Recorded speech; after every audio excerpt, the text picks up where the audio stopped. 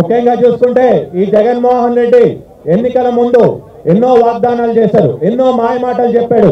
కానీ ఎన్నికలు అయిపోయిన తర్వాత అన్ని గాలికి వదిలేశాడు. జగన్మోహన్ రెడ్డి ముఖ్యమంత్రి అయిన తర్వాత ఆంధ్రప్రదేశ్ రాష్ట్ర ప్రజలందరికీ బ్రతుకు భారం అయిపోయింది. ఈ జగన్మోహన్ రెడ్డి ముఖ్యమంత్రి అయిన తర్వాత ఆంధ్రప్రదేశ్ రాష్ట్రానికి మొత్తానికి 3D సినిమా చూపిస్తున్నాడు. 3D అంటే దౌర్జన్యాలు, దోచుకోవటం, దాచుకోవటం తప్ప ఇంకేమీ లేవు. నిజంగా చెప్పాలంటే ఈ జగన్మోహన్ రెడ్డి ఏ స్టేజ్ ఎక్కినా మాటలు చెప్తారు, మాటిస్తే తప్పమంటారు, మాటిస్తే మడమ తిప్పమంటారు. కానీ ఎక్కడ చూసినా మాటలన్నీ మార్చేస్తారు. నిజంగా ఎన్నికల ముందు మద్యపాన నిషేధం అన్నారు, కానీ ఎన్నికలు అయిపోయిన తర్వాత చీప్ లిక్కర్ తీసుకొని వచ్చి ఎంతో మందికి ఆరోగ్య సమస్యలు. వారం రోజుల్లో సిపిఎస్ రద్దు చేస్తారని రద్దు చేయకుండా ఉద్యోగస్తులు కూడా జీతాలు సరిగ్గా ఇవ్వలేకపోతున్నాడు. అదే విధంగా ఎన్నికల ముందు కరెంట్ ఛార్జీలు తగ్గిస్తానని చెప్పి ఎన్నికల తర్వాత ఒకసారి కాదు, 2 సార్లు కాదు, 3 సార్లు కాదు, 4 సార్లు కాదు, 8 సార్లు పెంచుకుంటూ పోయిన ఘనత ఈ జగన్మోహన్ రెడ్డికి. ఎలక్ట్రికల్ బిల్లు, ఈ కరెంటు బిల్లు ఆంధ్రప్రదేశ్ లో కరెంటు బిల్లు తాకితేనే షాక్ కొడుతుంది, కరెంటు వైర్ కాదని కూడా అందరూ తెలుసుకోవాలి. అదే విధంగా ఉద్యోగాలు ప్రతి జనవరిలో యువతకి జాబ్ క్యాలెండర్ విడుదల చేస్తున్నారు, కానీ ఎక్కడా విడుదల చేయలేదు. అదే విధంగా ప్రతిపక్షంలో ఉన్నప్పుడు అసెంబ్లీ సాక్షిగా అమరావతి రాజధాని అన్నాడు, కానీ ముఖ్యమంత్రి అయిన తర్వాత 3 ముక్కల ఆటలాడి అసలు ఆంధ్రప్రదేశ్ రాష్ట్రానికే రాజధాని లాగా చేస్తున్నారు.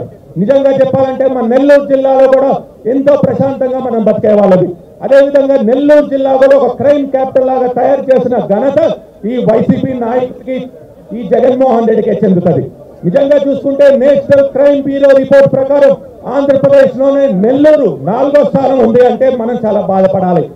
ఎన్నో మర్డర్ అటెంప్టులు, ఎంతో మంది మిస్సింగ్ అవుతున్నారు. నిజంగా చెప్పాలంటే నెల్లూరు నిజంగా అందరు కూడా ముట్టాదంతో రాజకీయాలు చేస్తారు, కానీ ఈ వైసీపీ నాయకులు వచ్చినప్పటి నుంచి ఎక్కడ చూసినా విమర్శించడం, దౌర్జన్యాలు చేయడం, ప్రతిపక్ష నాయకుల మీద కేసు పెట్టడం తప్ప ఏమీ లేదు. ఒకటే చెప్తున్నాను, నిజంగా ఈ జగన్మోహన్ రెడ్డి ప్రతి స్టేజ్ ఎక్కి నా ఎస్సీలు, నా బీసీలు, నా మైనారిటీలు, నా నా నా అని చెప్పి ఒత్తి పలుకుతున్నాడు. కానీ నిజంగా ఎస్సీలకి, బీసీలకి, మైనారిటీ కానీ ఏ వర్గానికి కానీ ఏమీ చేయట్లేదు, కేవలం మోసం చేస్తున్నాడు. ముస్లిం మైనారిటీలకు కూడా రంజాన్ తోఫా తీశాడు, ముస్లిం మైనారిటీలకు కూడా విదేశీ విద్య తీశాడు, ముస్లిం మైనారిటీలకు కూడా ఎక్కడ ఏమి కార్పొరేషన్ నిధులు లేకుండా చేశారు. అదేవిధంగా బీసీ కార్పొరేషన్లు 56 కార్పొరేషన్లు పెట్టి ఎక్కడ నిధులు లేకుండా చేశారు. అదేవిధంగా దళితులకి నిజంగా ఈ వైసీపీ పాలనలో దళితులు ఎంతో మంది ఇబ్బంది పడుతున్నారు. 23 పథకాలు దళితులకు తీసేస్తున్నారు. అదేవిధంగా వైసీపీ ఎమ్మెల్సీ వాళ్ళ డ్రైవర్ దళితులైన వాడిని చంపేసి ఇంటికి డోర్ డెలివరీ చేస్తే అతన్ని పక్కన పెట్టుకొని తిరుగుతున్న ఈ జగన్మోహన్ రెడ్డి దళితుల ద్రోహుడా కాదని మిమ్మల్ని అడుగుతున్నారు. నిజంగా చెప్పుకుంటే ఎన్నో ఉన్నాయి. ఈ జగన్మోహన్ రెడ్డి ఆ పన్ను, ఈ పన్ను, చెత్త పన్ను, ఇంటి పన్ను అని చెప్పి మనందరి మీద పన్నులు వేస్తున్నారు. నిజంగా ప్రజలు ఒకటే చెప్తున్నారు, ఈ చెత్త ప్రభుత్వం మాకొద్దు, ఈ చెత్త ప్రభుత్వం తీసి చెత్తల బుట్టలు వేస్తామని అందరూ అంటున్నారు. ఈ జగన్మోహన్ రెడ్డి అనుకుంటున్నాడు వైసీపీ ఎమ్మెల్యేని మారిస్తే గెలిచిపోతామని. ఇదర్ కామాల్ ఉదర్, ఉదర్ కామాల్ ఇదర్ చేసేసి మాయం చేసి మోసం చేస్తాం అనుకుంటున్నాడు. కానీ చెత్త ఎక్కడైనా ఒకటే. నిజం చెప్తున్నా, ప్రజలు కూడా కేవలం వైసీపీ ఎమ్మెల్యేనే మార్చాలనుకుంటున్నారు, జగన్మోహన్ రెడ్డిని కూడా మార్చేయాలని చెప్తున్నారు. ప్రజలు కూడా ఒకటే చెప్తున్నారు, చెత్తని చూసి చెత్తని తెలిసి కూడా మన నెత్తి మీద పెట్టుకుంటామా, లేదు ఈసారి తీసుకొని చెత్త బుట్టలు వేస్తామంటున్నారు. నిజంగా ఎక్కడ చూసినా కానీ వైసీపీ వైఫల్యాలు ఒక్క రోజుకు సరిపోదు చెప్పుకుంటే. ఎలాగంటే కష్టాలు, కన్నీళ్లు తప్ప ఏమీ లేదు వైసీపీ పాలనలో. నిజంగా చెప్పాలంటే పవన్ కళ్యాణ్ గారు పవర్ స్టార్ అంటారు, కానీ పవన్ కళ్యాణ్ గారు పీపుల్ స్టార్. పవన్ కళ్యాణ్ గారు ఒక నమ్మకం, ఒక నిజాయితీ, ఒక భరోసా. అదే విధంగా చంద్రబాబు నాయుడు గారు ఎంతో అనుభవజ్ఞులు, ఎంతో విజనరీ లీడర్, అదే విధంగా ఒక భగీరథుడు. నిజంగా అలాంటి ఇద్దరు నాయకులు కలయిక ఈరోజు మన ఆంధ్రప్రదేశ్ రాష్ట్రానికి ఎంతో అవసరం ఉంది. ఈ కలయిక టీడీపీ కలయిక, జనసేన కలయిక, ఈ ప్రజలు కోరుకుంటున్న కలయిక.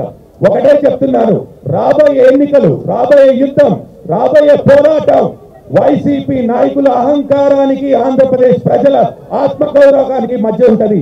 ప్రతి ఒక్కరు కూడా ముందరికి వచ్చి జనసేన పార్టీ, టీడీపీ ప్రజాప్రభుత్వం ఏర్పాటు చేయడానికి కృషి చేయాలని చెప్పి కూడా కోరుకుంటున్నాను. జై హింద్, జై జనసేన, జై టీడీపీ. మన అక్క చెల్లెలు అందరూ ఉన్నారు. మన రాజుకి ఉండాల్సిన లక్షణం అన్నం పెట్టే లక్షణం ఉండాలి, అన్నం పెట్టే అలవాటు ఉండాలి. ఇప్పుడు ఉండే రాజు జగన్మోహన్ రెడ్డి మనం 5 రూపాయలకి అన్న క్యాంటీన్ పెడితే దాన్ని తీసేసిన ఘనుడు. ఇది అన్నం పెట్టలేని వాడు. సాక్షి పేపర్ నుంచో భారతీ సిమెంట్ నుంచి డబ్బులు పెట్టమని చెప్పలేదు. ప్రజా డబ్బుల్ని పేదవాళ్ళకి ఎక్కడ పెట్టాము? అన్న క్యాంటీన్లో రామచంద్ర హాస్పిటల్ పక్కన పెట్టాం, మార్కెట్లు పక్కన పెట్టాం, ఆటో నగర్ పక్కన పెట్టాం. పేదవాళ్ళు, రైతు కూలీలు, ఆటో డ్రైవర్స్, విద్యార్థులు 5 రూపాయలకు భోజనం చేస్తారని పెడితే ఈ మహానుభావుడు ఆ 5 రూపాయల భోజనం తీసేసిన వ్యక్తి. పక్క రాష్ట్రంలో జయలలిత గారు అమ్మ క్యాంటీన్ పెట్టారు. ఈ రోజు జయలలిత ఉన్నారా? లేరు. అయినా అమ్మ క్యాంటీన్ నడుస్తా ఉంది. కర్ణాటకలో ఇందిరా క్యాంటీన్ ఉంది. మొన్నటిదాకా బీజేపీ ప్రభుత్వం ఉన్నా ఇందిరమ్మ క్యాంటీన్ నడిపారు. ఈ జగన్మోహన్ రెడ్డి ఎంత సాధిష్టో మీరు అందరూ అర్థం చేసుకోండి. చంద్రబాబు నాయుడు గారు పేదవాళ్ళకి 5 రూపాయలకు భోజనం పెడితే ఆ భోజనం తీసేసిన వ్యక్తి మీ జీవితాల్ని మారుస్తాడంటే మీరు నమ్ముతారా? ఒక్కసారి ఆలోచించండి.